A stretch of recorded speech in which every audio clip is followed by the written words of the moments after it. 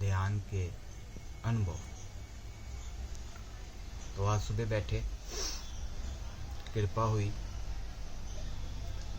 और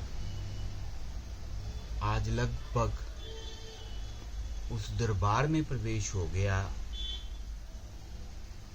शायद जिसकी कामना मनुष्य करता है। जहाँ हम ध्यान में जाते हैं तो जहाँ हमें पहुँचना होता है, तो आज वहाँ पहुँच गए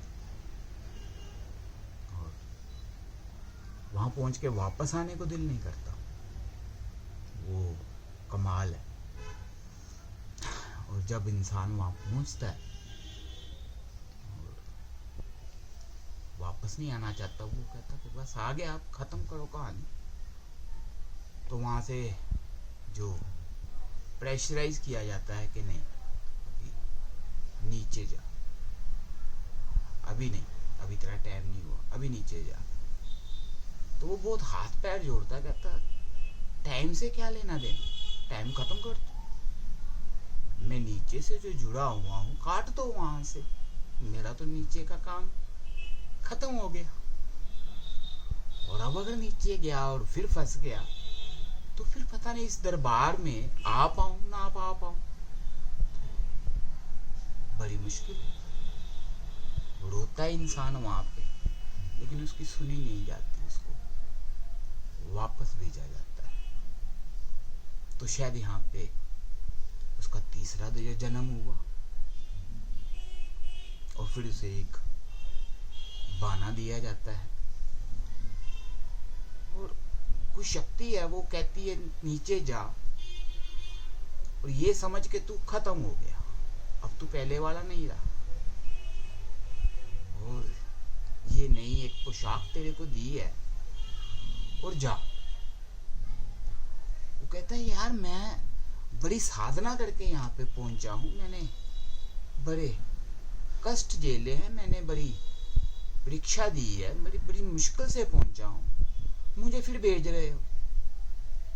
तो वहां से उसको जवाब मिलता है, बेटा वो तो तेरी अभी जमीन साफ हो रही थी, अभी तो तेरी परीक्षा ली नहीं तेरी परीक्षा की घड़ी तो अब आई है और ये हम तुझे एक बाना दे रहे हैं और तेरी परीक्षा जो है अब नीचे जाके शुरू हुई और ये बाना वैसे का वैसे लुटाई हो, तभी तेरा उस मंदिर में प्रवेश होगा, नहीं तो प्रवेश नहीं होगा।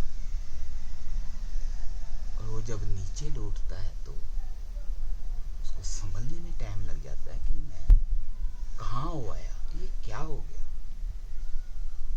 5 विकार जो थे काफी हद तक तो खत्म से हो गए, शायद एक आधा विकार है जो पकड़े हुए है, धुल जाएगा, वो खत्म हो जाएगा, रह नहीं सकता वो। लेकिन ऊपर से नीचे कह के भेज दिया और बोल दिया कि बोलो।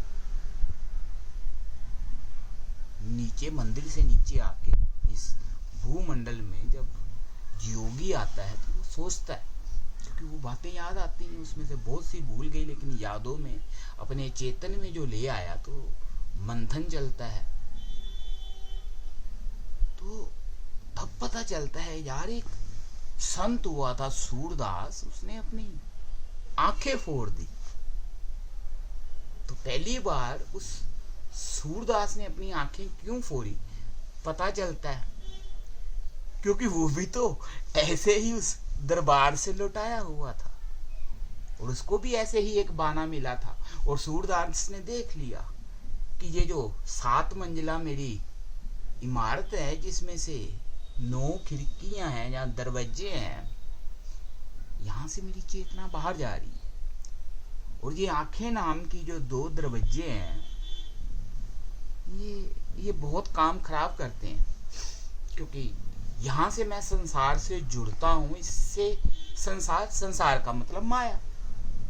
तो मैं आंखों से इस संसार से जुड़ता हूँ और फिर पीछे पीछे मेरे विचार आ जाते हैं और फिर सारी इंद्रियां मेरी उसके पीछे दौड़ पड़ती हैं। तो सूरदास ने अपनी आंखें फोड़ दी। और ध्यानी या संत आदमी जो हो जाता है, जो ध्यानी हो जाता है, वो उसकी भी आंखें इसलिए नहीं खुलती क्योंकि उसको अंदर का जगत दिख रहा है, और अंदर का जगत कमाल है, उसको छोड़ के बाहर कैसे आए? बाहर तो तपिश है। तो संत को पता चल गया कि यार परीक्षा की घड़ी आ गई, और अब जो पाना मिला है,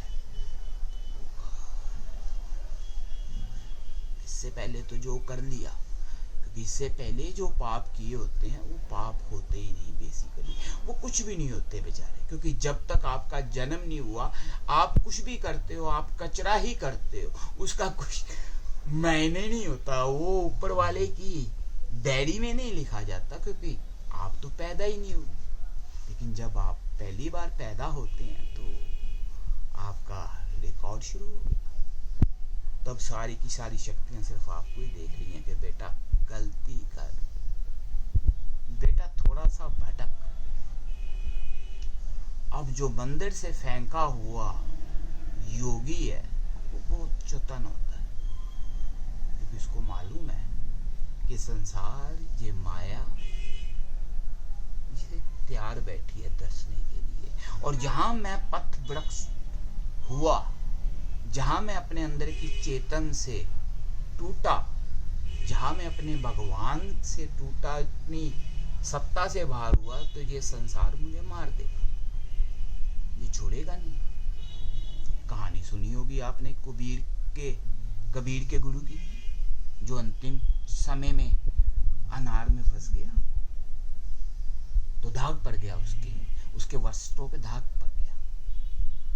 कहानी कहती है कि कबीर आया और उसने उसको मुक्त करवाया, लेकिन कबीर के गुरु की अगर बात की जाए तो दाग पड़ गया, क्योंकि वासना जो है वो लात समय में अनार में चली गई। वासना वो छोटी होती है, इसको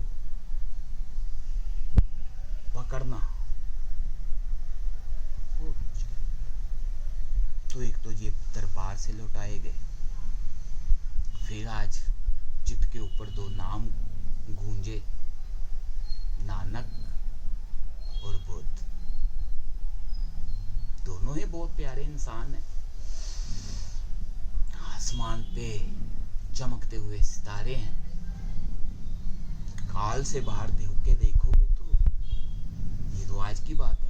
वो भी उस दरबार से निकाले हुए थे, नानक भी, क्योंकि जितने भी आप संत देखोगे, जितने भी युग पुरुष अवतार हुए हैं, वो उस महल से निकाले गए हैं, और उस महल से जब निकाले जाते हैं तो फिर आके वो बड़े सावधान हो जाते हैं। अगर आप बुद्ध को देखोगे या नानक को देखोगे तो नानक की कहानी में 3 दिन है, जब वो इस संसार से विदा हो गए। वो कहती है कहानी नदी में डूब गए, लेकिन वो साधना में थे, वो 3 दिन उस दरबार में थे, वहां बातें हो रही थी, वहां उनको जामा पहनाया जा रहा था, वहां नानक को तैयार किया जा रहा था कि ज्यों की त्यों धर देनी चदरिया, ये चद्दर मैली ना करी ते जा थले, ते थले जाके बोल, वो बोल जद तक तेरा डिगन दा टाइम नहीं आंदा तां तक तू बोलना है ते फसना भी नहीं, ये दाग ना लगे।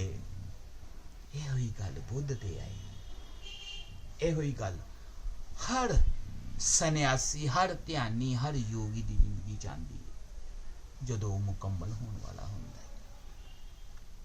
ते वक्त ते अवतार, वक्त दे वली नानक बुद्ध,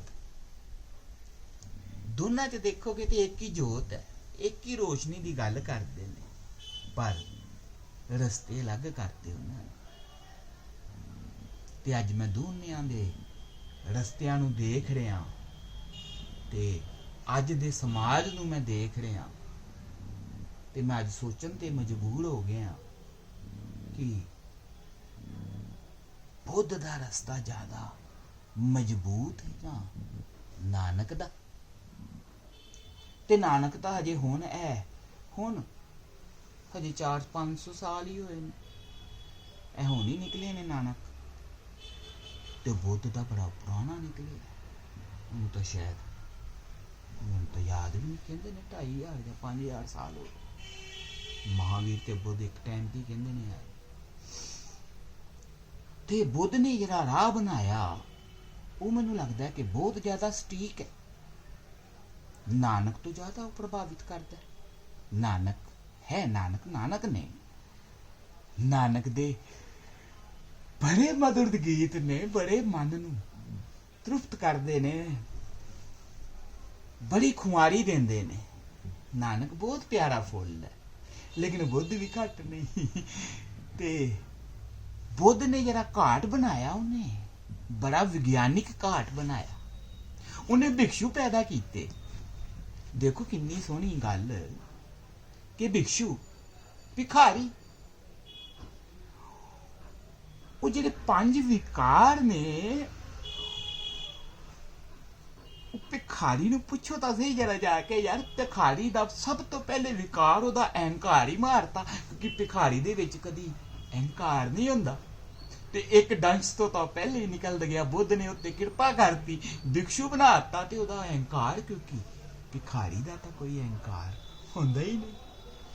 ਤੁਸੀਂ ਦੇਖੋ ਆਪਣੇ ਆਸ-ਪਾਸ ਭਿਖਾਰੀ, ਤੁਸੀਂ ਉਹਦੇ ਨਾਲ ਕਿੱਦਾਂ ਤੁਹਾਡਾ ਦਿਲ ਕਰਦਾ ਤੇ ਤੁਸੀਂ ਉਹਨੂੰ ਪੈਸੇ ਦੇ ਦਿੰਦੇ ਹੋ, ਤੇ ਦਿਲ ਨਹੀਂ ਕਰਦਾ ਤੇ ਤੁਸੀਂ ਕਹਿੰਦੇ ਹੋ ਚੱਲ ਅੱਗੇ, ਤੇ ਉਹ ਵਿਚਾਰਾ ਅੱਗੇ ਚਲਾ ਜਾਂਦਾ। ਤੇ ਭਿਕਸ਼ੂ ਚ ਅਹੰਕਾਰ ਨਹੀਂ। ਔਰ ਭਿਕਸ਼ੂ ਨੂੰ ਦੁਨੀਆ ਤੋਂ ਵੀ ਤੋੜਤਾ, ਬੀਵੀ ਬੱਚਿਆਂ ਤੋਂ ਤੋੜਤਾ, ਉਹਦਾ ਸੰਸਾਰ ਨਹੀਂ ਨਿਰਮਤ ਕੀਤਾ। ਤੇ ਜਦੋਂ ਉਹਦਾ ਸੰਸਾਰ ਨਹੀਂ ਨਿਰਪੰਧ ਕੀਤਾ ਤੇ ਉਹਦੇ ਤੇ ਮੋਹ ਵੀ ਨਹੀਂ ਆਇਆ, ਉਹ ਦੂਜੇ ਵਿਕਾਰ ਤੋਂ ਵੀ ਬਚ ਗਿਆ। ਤੇ ਮੈਂ ਬੁੱਧ ਦਾ ਧੰਮ ਪਦ ਮੈਂ ਪੜ੍ਹਿਆ ਨਹੀਂ, ਮੈਨੂੰ ਨਹੀਂ ਪਤਾ ਉਹ 'ਚ ਕੀ ਲਿਖਿਆ, ਲੇਕਿਨ ਅਗਰ ਮੈਂ ਬੁੱਧ ਦੀ ਜ਼ਿੰਦਗੀ ਨੂੰ ਦੇਖਣਾ ਤੇ ਮੇਰੇ ਹਿਸਾਬ ਨਾਲ ਬੁੱਧ ਨੇ ਭਿਕਸ਼ੂਆਂ ਵਾਸਤੇ ਵੀ ਕੁਝ ਗੱਲਾਂ ਕੀਤੀਆਂ ਹੋਣ।